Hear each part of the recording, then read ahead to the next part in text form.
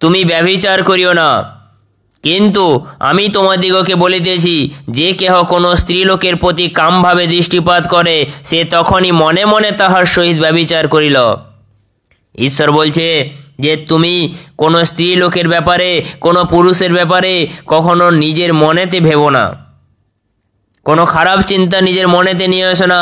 কারণ তোমার ওই পবিত্র মন্দিরে, তোমার ওই পবিত্র হৃদয়ের মধ্যে ঈশ্বর বিরাজমান।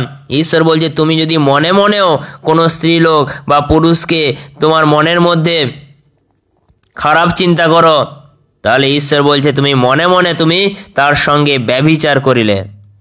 আর তোমার দক্ষিণ চক্ষু যদি তোমার বিঘ্ন জন্মায়, তবে তাহা উপড়িয়া দূরে ফেলিয়া দাও। বলছে তোমার ডান চোখ যদি কখনো খারাপ কিছু দেখে, কোনো খারাপ কিছু করে, তাহলে তাকে উপড়ে ফেলে দাও। কেননা তোমার সমস্ত শরীর নরকে নিক্ষিপ্ত হওয়া অপেক্ষায় বরং এক অঙ্গে নাশ হওয়া তোমার পক্ষে ভালো। কারণ তুমি যে ওই চোখ দিয়ে পাপ কাজ করছো, তুমি যে ওই চোখ দিয়ে খারাপ খারাপ মুভি দেখছো, খারাপ খারাপ সিনেমা দেখছো, ঈশ্বরের বাক্য বলছে যে তোমার ওই চোখকে তুমি উপড়ে ফেলে দাও।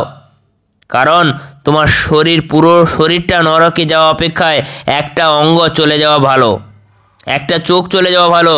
কিন্তু তুমি তোমার শরীরকে অপবিত্র করো না। আর তোমার দক্ষিণ হস্ত যদি তোমার বিঘ্ন জন্মায়, তবে তাহা কাটিয়া দূরে ফেলিয়া দাও। ঈশ্বর বলছে তোমার ডান হাত যদি কোনো খারাপ কাজ করে, তবে সেটা কেটে ফেলে দাও। কেননা তোমার সমস্ত শরীর নরকে যাওয়া অপেক্ষায় বরং এক অঙ্গের নাশ হওয়া তোমার পক্ষে ভালো। বলছে ঈশ্বরের বাক্য বলছে যদি তোমার কোনো ডান হাত যদি কোনো খারাপ কাজ করে, তাহলে সেটাকে কেটে ফেলে দাও। কারণ পুরো শরীরটা নরকে যাওয়া অপেক্ষায় একটা অঙ্গ নাশ হওয়া সব থেকে ভালো। আমরা যেন না কোনো খারাপ কাজ না করি, আমরা যেন কোনো চোখ দিয়ে কোনো খারাপ কাজ না করি, হাত দিয়ে কোনো খারাপ কাজ না করি, আমরা যেন হৃদয়ের মধ্যে কোনো খারাপ ভাবনা নিয়ে আসি। ঈশ্বর বলছে যদি তুমি নিয়ে আসো, তাহলে তুমি মনে মনে ব্যভিচার করলে তুমি অবশ্যই মরিবে। আর যদি আমরা ঈশ্বরের পথে চলি, ঈশ্বর আমাদের সদা সর্বদা সমস্ত বিপদ আপদ থেকে উদ্ধার করবেন।